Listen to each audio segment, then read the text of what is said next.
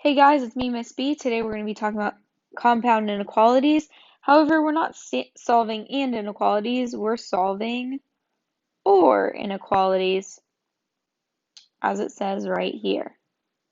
Okay, so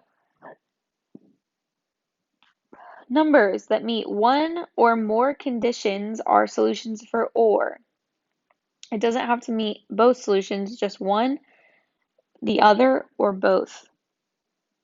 Okay, so some examples of this are if it says all numbers less than 5 or greater than 12. So we'll say all numbers are x. So x is less than -5 or x is greater than 12. So if you were to pick either of those, that would be a solution. That's just how you'd write that one. So next up we have x is less than or equal to -3 or x is greater than 6. So let's write some solutions. What if we were to write -3?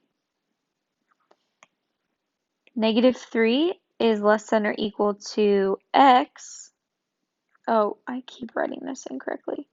-3 is less than or equal to -3, and -3 is greater than 6.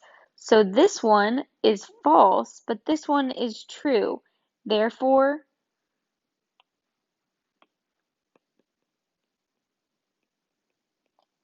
-3 is a solution.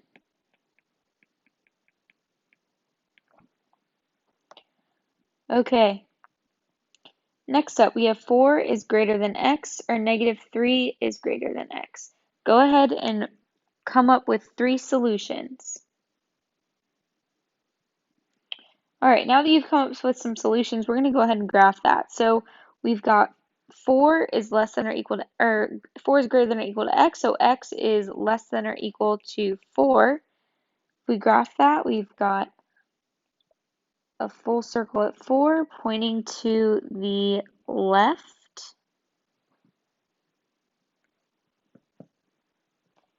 Then we have 3 is greater than x. The way that we would write that is x is less than -3. So at -3 we'd have an open circle pointing to the left. Oh my gosh, my dog is being really annoying right now. Joe, here. Are you kidding me? Joey.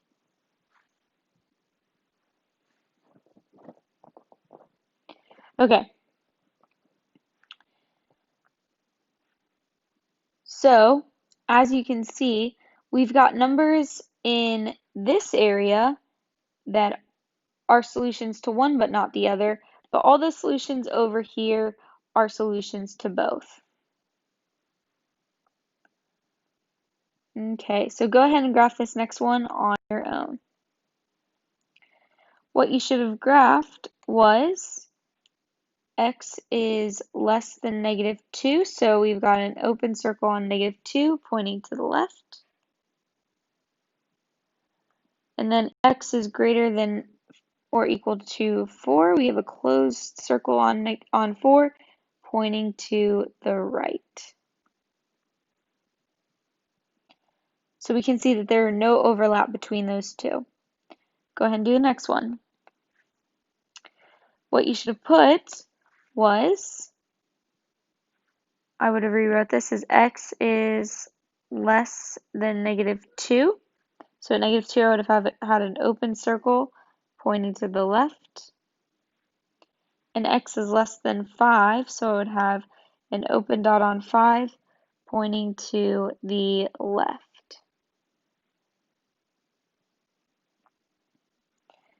All right, compound inequalities with the word or do not get combined.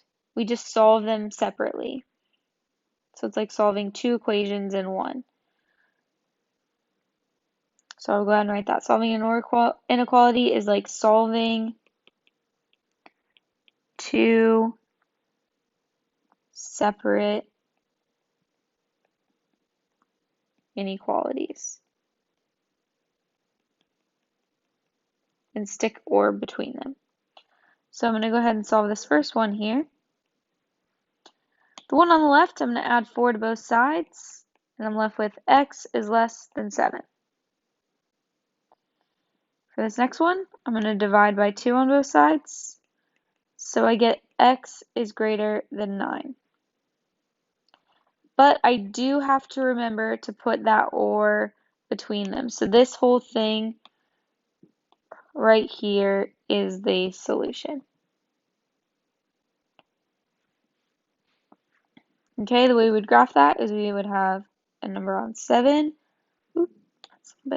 7 pointing to the left, and then an open circle on 9 pointing to the right. All right, go ahead and do this next one, on your own. All right, so for this one, you should have divided by 3 on both sides and got x is less than -4. So we get in. And then